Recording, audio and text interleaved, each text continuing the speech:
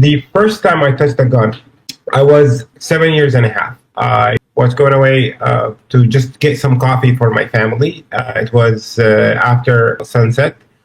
And then going back home, like I heard like a bunch of legs like running, after me. I didn't look back. But at some point, like those legs caught me, and then it turned out like to be a bunch of like 7 adults in uniform, Israeli military, with like long machine guns. And one of the soldiers was like yelling at me, so like, tell me where they were or I will kill you. And like his gun was touching my thigh and it was cold. That's my first time like I actually touched the gun, and I was terrorized by like those 7 adults. It was like 38 years ago. That's when I was 7. I'm 45. I have not been able to live 1 day of freedom, 1 minute of freedom in the town where I was born.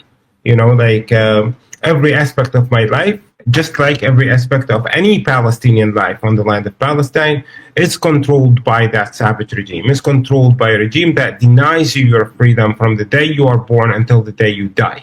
What you do in between is really irrelevant. Like what happens usually, like you are denied your freedom and then you are being blamed for being denied your freedom. Even when you die naturally, the majority of Palestinians died naturally on the land of Palestine. Palestinians have been on the land of Palestine for thousands of years. Some of them were murdered, but the majority of them died naturally. It doesn't matter how you die or how you go out.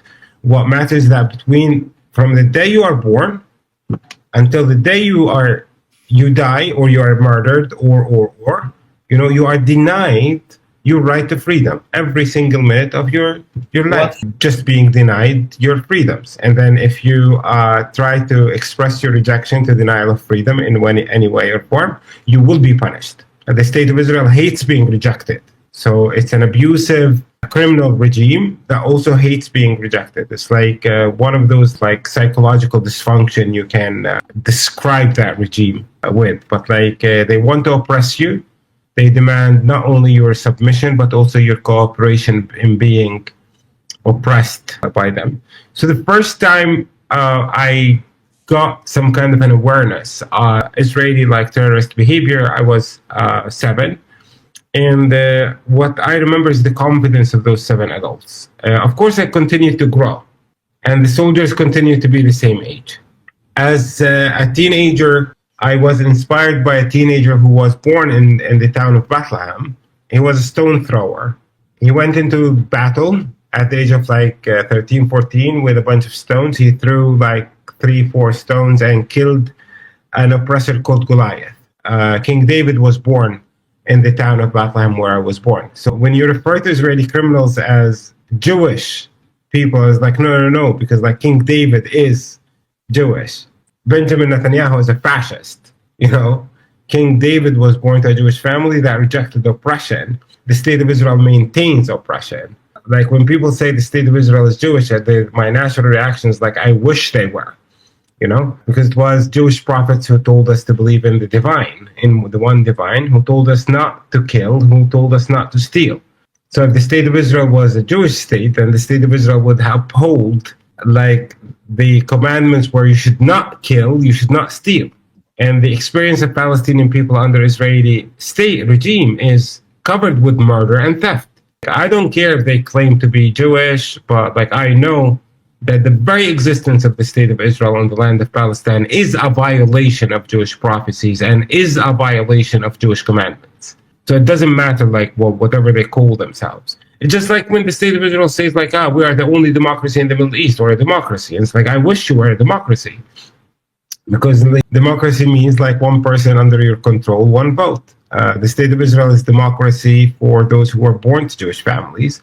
In the exact same way, apartheid South Africa was the only democracy in Africa. It was democracy for a white man who called himself the African. The white man in South of Africa called himself the Afrikaner, or the native African. And we have Polish and Russian and white idiots who are all over the land of Palestine who call themselves natives to the land of Palestine. It's just the same kind of psychological dysfunction that exists in every settler colonial context. Of course, I did not understand what I was surviving as a kid.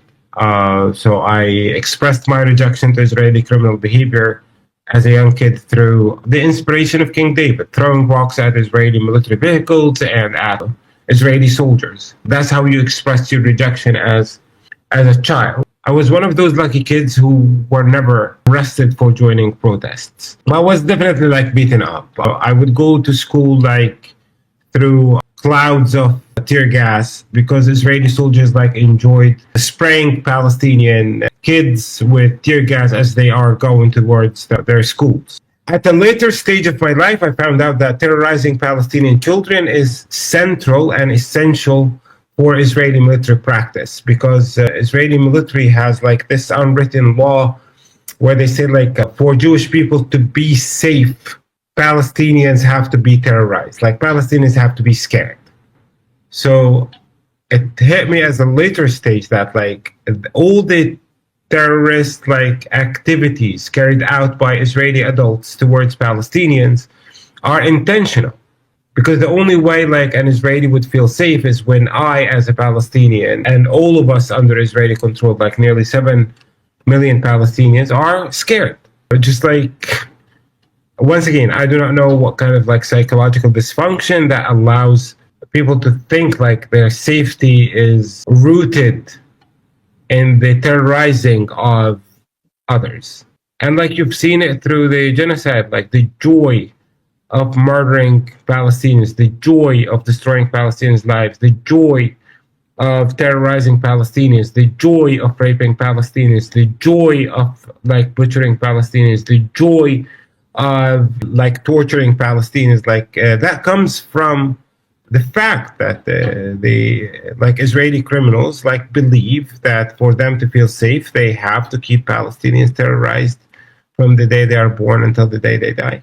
But that's like their that's their politics. Those are like their values, and that's like their business. Like my business is to be able to survive all that savagery without losing my humanity and without losing sense of my humanity.